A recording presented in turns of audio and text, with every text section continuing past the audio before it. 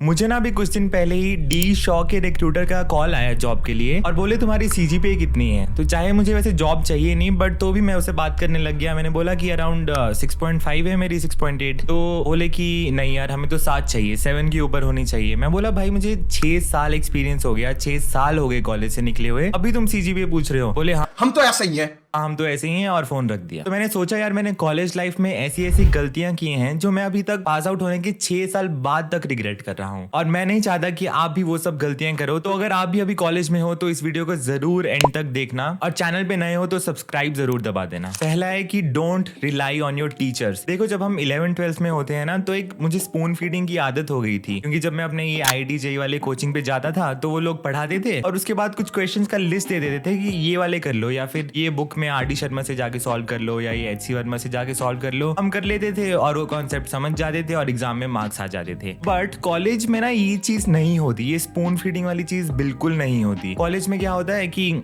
Teacher आगे पढ़ा के चला जाएगा और वो भी ढंग से पढ़ाते नहीं है, चाहे कॉलेज जैसा भी हो। लाइक मेरा Tier 1 कॉलेज जिसे बोलते हैं वो था बिट्स पिलानी, बट उसमें भी ऐसा कुछ खास पढ़ाते नहीं थे। और उसके बाद भी लाइक जो नोट्स वगैरह भी होते थे वो हमारे पास कुछ खास रहते नहीं थे, टॉपर लोग देते नहीं है नोट्स, इसलिए समझ में कुछ भी आता नहीं था। और फिर एग्जाम में क्या करें कुछ पता नहीं चलता था। तो ये ना हमें बहुत एक माइंडसेट चेंज करना पड़ता है कॉलेज में जाके, कि मुझे खुद ही जाके यूट्यूब से या बुक्स पढ़ के अच्छे से कॉन्सेप्ट को समझना पड़ेगा। उसके बाद एग्जाम में भी ऐसे कोई रटे रटाई क्वेश्चंस नहीं आ जाएंगे जो उन लोगों ने बोल दिया कि RD शर्मा से कर लो, HC वर्मा से कर लो। तो उसके लिए भी क्वेश्चंस ढूंढने पड़ेंगे, चाहे आपको पुराने क्वेश्चंस पेपर जुगाड़ने पड़ रहे हैं, या फिर आपको कुछ ऐसा क्वेश्चन बैंक ढूंढना पड़ रहा है ऑनलाइन या बाकी कॉलेजेस से, या जैसा भी है वो हमें खुद ही बहुत डीप डाइव करना पड़ता है, खुद ही रिसोर्सेज ढूंढने पड़ते हैं, खुद ही समझना पड़ता है। ये स्पून फीडिंग वाली चीज नहीं होती। और मैं थोड़े उस माइंडसेट से गया था फर्स्ट से, जैसा मैं 11th-12th में था वैसे ही माइंडसेट से मैं कॉलेज गया था। इस वजह से मेरी सीजीपीए काफी खराब हो गई स्टार्टिंग में, और फिर धीरे धीरे इंप्रूव हुआ। एडजस्ट होने में टाइम लग जाता है, तो खुद पे ट्रस्ट करना सीखना पड़ता है कि हाँ मैं खुद से भी चीजें कर सकता हूँ। सेकंड इज ये जो क्लब डिपार्टमेंट होते हैं इसको आप ज्यादा टाइम मत दो। देखो जब हम फर्स्ट ईयर में कॉलेज में जाते हैं ना, तो ये क्लब्स डिपार्टमेंट्स इन सब का ऐसा रिक्रूटमेंट चालू होता है, तो हमें लगता है भाई ये तो बहुत ही कोई फाड़ चीज है, बहुत ही अच्छी चीज है, इसमें तो हमें जाना ही पड़ेगा तभी हमारी कॉलेज में इज्जत बनेगी। ऐसे ही मैं ना एक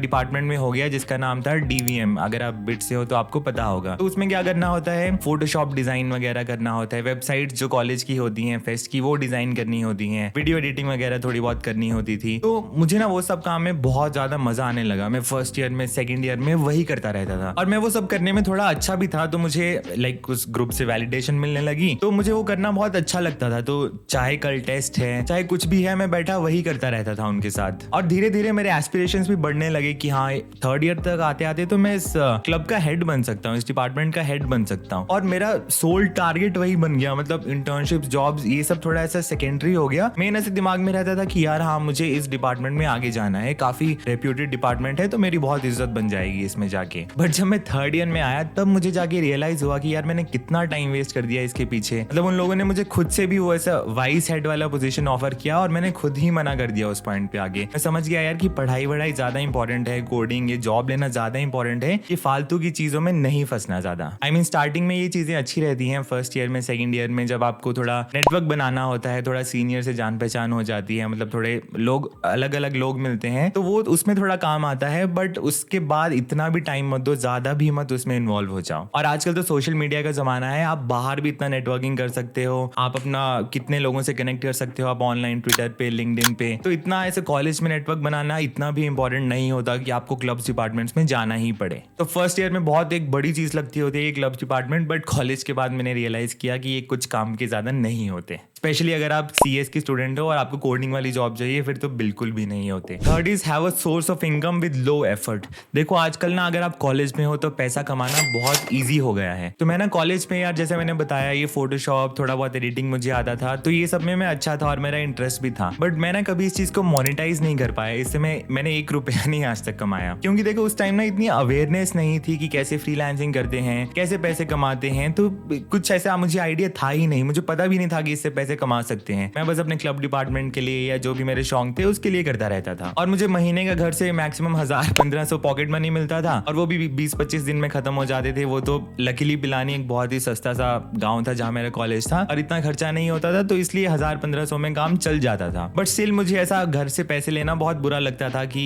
मैं ऐसे पेरेंट्स पे लोड नहीं डालना चाहता था, और आपको भी आइडियली नहीं डालना चाहिए क्योंकि आजकल के जमाने में बहुत ईजी हो गया है पैसे कमाना। फॉर एग्जाम्पल देखो, अगर आपको इंग्लिश भी आती है ना, हिंदी से इंग्लिश ट्रांसलेशन करना आते हैं, तब भी आप एक सबटाइटल राइटर बन सकते हो। बहुत सारे देखो कंटेंट क्रिएटर्स हैं, यूट्यूबर्स हैं जिनको सबटाइटल राइटर्स की जरूरत है, और ऐसे बड़े बड़े यूट्यूबर्स नहीं। अगर आप कोई 10,000 सब्सक्राइबर वाले, 20,000 सब्सक्राइबर वाले, इन सबको मेल करोगे तो आपको किसी का तो रिप्लाई आएगा ही। और मैं आपको बता भी देता हूँ कि पैसे कितने मिलते हैं उसके। तो अराउंड आपको पर मिनट की वीडियो के 40 से 50 रुपए भी मिल सकते हैं। तो अगर 10 मिनट की वीडियो है तो आपको 500 रुपए मिल जाएंगे। और देखो, अगर आपने महीने में 4 वीडियोस ऐसी कर दी तो 2000 रुपए तो यही होगी, और कितना ही टाइम लग जाएगा एक सबटाइटल लिखने में। सिमिलरली अगर आपको थोड़ा डिजाइनिंग वगैरह आता है तो आप थंबनेल बना सकते हो। 400-500 रुपए एक थंबनेल के आप ले सकते हो, तो उसमें भी आपको 2000-2500 इजीली बन सकता है। तो अगर आप चाहो बाद में उसको एक्सपैंड कर सकते हो, वो आपके ऊपर है। लेकिन मेरा कहने का मतलब है कि आजकल थोड़ा कम एफर्ट लगा के भी कॉलेज में आप थोड़े पैसे कमा सकते हो। Next is maintain a good CGPA। आप लोगों को पता है कि मुझे ना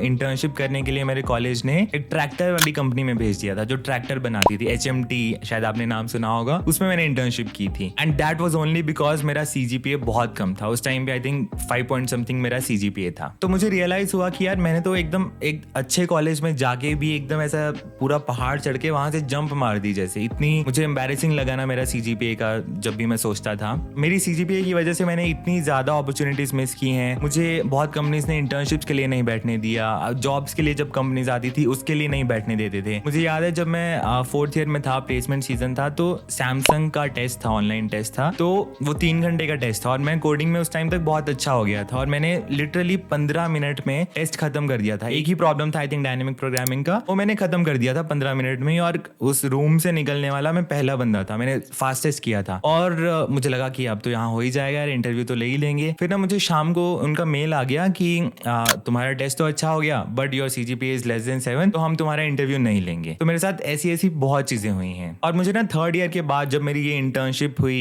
ट्रैक्टर वाली कंपनी में, तब जाके रियलाइज हुआ कि यार CGPA लाना इतना भी कोई मुश्किल चीज नहीं है जितना पहले लगता था 1st-2nd ईयर में। और उसके बाद मैं पढ़ने लगा तो मेरा CGPA इंप्रूव भी हुआ। लाइक मैं 5 पॉइंट समथिंग से अराउंड 7 के पास आ गया, 6.8 तक मैं आ गया 3rd ईयर 4th ईयर में थोड़ा पढ़ के। मतलब थोड़ा बेसिक्स पढ़ो, क्लास जाओ, नोट्स बनाओ, आ जाती है CGPA। और मैंने गलती पता है क्या की 1st ईयर में, मुझे ना कुछ सीनियर्स ने बोल दिया, 2nd ईयर सीनियर्स ने, कि तुम तो भाई कंप्यूटर साइंस के हो, तुम्हारी तो प्लेसमेंट हो ही जाएगी, तुम्हें कुछ पढ़ने की जरूरत नहीं है। तो इसी से हम नेक्स्ट पॉइंट की बात करते हैं कि never take advice from 2nd year students. देखो, जब आप 1st ईयर में कॉलेज में जाते हो ना, तो कभी भी किसी 2nd ईयर स्टूडेंट से एडवाइस मत लेना। उनको कुछ भी नहीं पता होता है, बस वो दे आर प्राउड कि वो तुमसे 1 साल बड़े हैं, वो तुमसे 1 साल सीनियर हैं, बस वो इसी में खुश है, उनका ईगो सेटिस्फाई हो रहा है और वो तुम्हें बुलाएंगे, तुम्हें ज्ञान देंगे, बट उनके ज्ञान में कुछ सेंस नहीं होगा, उनको खुद कुछ नहीं पता। वो बस उनका ईगो सेटिस्फाई होगा कि हाँ देखो हम किसी को ज्ञान दे रहे हैं जैसा हमें कोई देता था पहले, और शायद तुम्हारे मजे लेने लग जाए, रैगिंग वैगिंग कर लें। तो 2nd ईयर वाले लोगों के पास तो बिल्कुल भी मत जाना, अगर बुलाए भी तब भी मत जाना भाई, ज्यादा इनको इज्जत भी मत देना। देखो, अगर आपको सही में कुछ एडवाइस चाहिए ना अपने सीनियर से, तो 3rd ईयर वालों के पास जाओ, 4th ईयर वालों के पास जाओ। वो लोग शायद तुम्हारे थोड़े मजे ले, रैगिंग लें, क्योंकि देखो उनका प्लेसमेंट हो चुका है, उनको अभी कुछ फ्री है, कुछ करने को है नहीं, वो थोड़ा बहुत करेंगे, बट वो आपको रियल एडवाइस देंगे क्योंकि वो प्लेसमेंट वाले सिनेरियो से गुजर चुके हैं, वो वाले स्टेज से जा चुके हैं, वो सब कुछ देख चुके हैं, तो उनको पता है कि कैसा कॉलेज होता है। बट इस 2nd ईयर वालों ने कुछ भी नहीं देखा होता है, इनको बस अभी थोड़ा ज्ञान देने की हैबिट लग गई है, तो वो बस देते रहेंगे, बस वो खुश हो जाते हैं, देखो हमारे जूनियर हैं, हमारे जूनियर हैं। देखो, पहली बात तो ये सीनियर जूनियर वाला जो कॉन्सेप्ट है ना, मुझे आज तक कभी अच्छा लगा ही नहीं। मैंने देखा लोग कॉलेज से निकल जाते हैं, 3-4 साल हो गए कॉलेज से निकले हुए, तो भी ऐसा किसी से इंट्रोड्यूस करवा रहे हैं तो बोलते हैं भाई ये देखो ये मेरा कॉलेज का जूनियर है। भाई मतलब तुम अब भी क्यों जूनियर सीनियर इस सब में फंसे हो? तुम उसको जूनियर बोल के क्या छोटा फील करवा रहे हो? क्या है ये? कलीग बोल दो मेरा दोस्त है कॉलेज का। ये जूनियर सीनियर मुझे तो कभी समझ नहीं आता, ना मैं कभी ऐसा किसी को जूनियर बुलाता हूँ, ना मैं सीनियर्स को इतनी भी इज्जत देता हूँ। अगर अगर कोई तुमसे बस इस चीज के बेसिस पे इज्जत मांग रहा है कि वो तुमसे 1-2 साल बड़ा है, तो वो इज्जत आई थिंक डिजर्व भी नहीं करते। Next is find a study group. देखो जो भी मेरे कॉलेज में दोस्त थे, आई लव माई फ्रेंड्स, मैं अब तक उनसे लाइक काफी क्लोज हूँ। बट एक चीज होती है कि एक होता है ग्रुप जिसमें आप मजे करो, बट एक ग्रुप आपको ऐसा भी बनाना चाहिए जिसमें ऐसे पढ़ाकू लोग हों, थोड़े टॉपर लोग हों, क्योंकि थोड़ा ना आप अटैच रहते हो रियलिटी से कि हाँ बाकी लोग क्या कर रहे हैं, कैसे वो इंटर्नशिप ढूंढ रहे हैं, कैसे वो जॉब ढूंढ रहे हैं, क्या वो स्कॉलरशिप ले रहे हैं, क्या वो GSOC में अप्लाई कर रहे हैं या कुछ और ऐसा प्रोग्राम में अप्लाई कर रहे हैं। तो थोड़ा आप रिलेटेड रहते हो, आपको पता चलता रहता है कि क्या चल रहा है और कैसे, और कभी आपको नोट्स वोट्स चाहिए हो या ऐसा कुछ हो तो वो भी इनसे मिल जाता है। मेरे पास ऐसा कोई ग्रुप नहीं था एंड आई विश मेरे पास होता, ताकि मेरा भी थोड़ा CGPA वगैरह इंप्रूव हो जाता या थोड़ा जॉब्स इंटर्नशिप्स में और हेल्प हो जाती। बट आपका एक टॉपर वाला ग्रुप या फिर टॉपर की जस्ट नीचे वाला एक ग्रुप होना चाहिए, चाहे 2-3 लोग भी हों, बस थोड़ा उनसे ऐसा थोड़ा बना के रखो, ऐसा ज्यादा भी घुलो मिलो मत, टॉपर से भरोसा कम ही कर सकते हैं, बट थोड़ा ऐसा बना के रखो। Next is learn DSA। देखो अगर आप CA स्टूडेंट नहीं हो और ये वीडियो देख रहे हो तो इस पॉइंट को स्किप कर सकते हो, बट मेरा कहने का मतलब ये है कि देखो मुझे ना ऐसे 3rd-4th ईयर में जाके रियलाइज हुआ कि DSA का ही गेम है ये पूरा, जो प्लेसमेंट्स वगैरह है ये पूरा DSA पे ही डिपेंड करता है। और मैंने DSA सीखना शुरू किया था 2nd ईयर के बाद, जब भी ये मेरा इंटर्नशिप वाला सीन हुआ था उसके बाद मैं काफी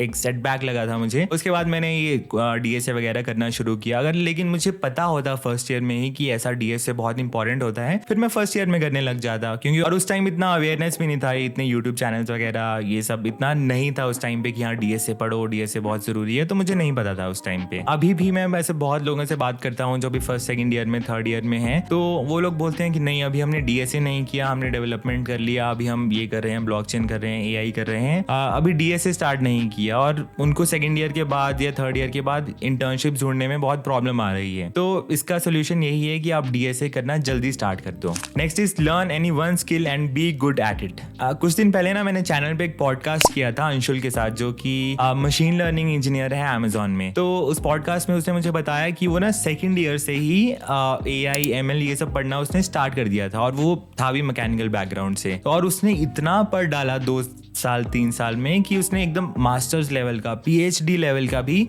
पढ़ डाला, और वो Amazon में अपनी टीम में only he is the 2nd BTech गाय, बाकी सब वहाँ पे मास्टर्स PhD हैं, ओनली 2nd BTech वाला गाय वहाँ पे अंशुल है, क्योंकि उसने इतना नॉलेज ले लिया, इतना डीप में पढ़ लिया। अगर आपने वो वीडियो नहीं देखा तो जरूर देखना जाके, बहुत आपको इंस्पायरिंग लगेगा। बट मेरे कहने का मतलब है कि लोग क्या करते हैं ना, कॉलेज में बहुत इधर उधर मुंह मारते रहते हैं, कभी बैकएंड थोड़ा सीख लिया तो बोल देते हैं अरे बैकएंड तो हमें आ गया, फिर फ्रंट एंड डेवलपमेंट सीख लिया फिर बोल देंगे हाँ भाई फ्रंट एंड भी हमें आ गया, फिर थोड़ा AI कर लिया, थोड़ा ML कर लिया तो फिर बोल देंगे भाई हम तो एकदम फुल स्टैक डेवलपर बन गए, हमें तो सब कुछ आ गया, थोड़ा बहुत DSA भी कर लिया। लेकिन आपको पता है क्या करना चाहिए, स्टार्टिंग में थोड़ा आप हाथ पैर मारो, आप देखो कि आपको कौन सा फील्ड अच्छा लगता है, उसके बाद ना आप घुस जाओ एक फील्ड में अच्छे से। अगर आप बैक एंड कर रहे हो तो एकदम डीप में चले जाओ, अगर आप फ्रंट एंड कर रहे हो उसमें चले जाओ, एंड्रॉइड कर रहे हो, कुछ भी कर रहे हो आप एकदम डीप में चले जाओ उसमें, क्योंकि ना एक्सपर्टीज ढूंढना एक बहुत ही रेयर स्किल होता है, बहुत ही एक रेयर चीज होती है। और ये चीज मैं आपको 1st ईयर में रेकमेंड नहीं करूंगा कि आप 1st ईयर में ये सब कुछ करो, क्योंकि मैं आप पे इतना भी लोड नहीं डालना चाहता। देखो आप थोड़ा थोड़ा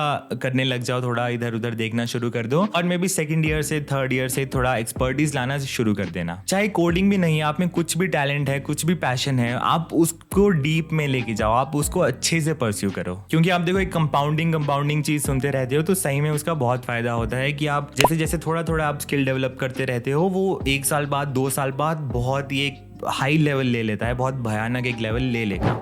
जो लास्ट पॉइंट मैं कहूंगा दैट इज वेस्ट टाइम। इसका दूसरा नाम मैं बोल सकता था एंजॉय योर लाइफ। देखो मैं उस टाइप का बंदा नहीं हूं कि आपको बोलूं कि भाई सुबह जल्दी उठो, जिम जाओ, 24 घंटे पढ़ाई करो, कोडिंग करो, दिन रात हसल करो, 1 मिनट भी वेस्ट मत करो। भाई मैं तो बोलता हूं करो टाइम वेस्ट करो, मतलब एक लिमिट में करो बट करो। देखो आजकल जो ये हसल कल्चर का जमाना चल रहा है ना, तो उसमें लोग एंजॉय करना भूल ही जाते हैं। मतलब जो भी आप 75 हार्ड चैलेंज ये सब ले लो तो उसमें लोग ज्यादा ही घुस जाते हैं, मतलब इवन बिफोर दैट तो लोग ज्यादा ही उसमें घुस जाते हैं कि हाँ अभी तो हमें हसल करना है, अब तो हम लाइफ को एंजॉय ही नहीं कर सकते। भाई ऐसा नहीं है, तुम लाइफ को एंजॉय भी कर सकते हो और तुम बाकी चीजें भी कर सकते हो। और कॉलेज का time is the best time of your life. आपको इतना टाइम कभी नहीं मिलेगा, आपको इतने अच्छे दोस्त कभी नहीं मिलेंगे दोबारा, आपको इतनी लंबी लंबी वेकेशंस, इतनी लंबी लंबी छुट्टियां कभी नहीं मिलेंगी वापस। कॉलेज में जो आपके दोस्त बन रहे हैं they are your friends for lifetime. वो कॉलेज के बाद भी आपके साथ ही रहने वाले हैं, तो उनके साथ एंजॉय करो। आपको शायद कॉलेज में लगता होगा कि यार हमारे पास ना पैसे नहीं है, जब जॉब करेंगे पैसे आ जाएंगे तब हम एंजॉय कर पाएंगे, अब तो शायद इतना हम मजे कर नहीं पा रहे। बट भाई ऐसा नहीं है। चाहे तुम्हारे पास 1 करोड़ भी बैंक अकाउंट में आ जाए ना, बट आप उस लेवल का फन नहीं कर पाओगे शायद जो आप अभी कॉलेज में अपने दोस्तों के साथ कर पा रहे हो।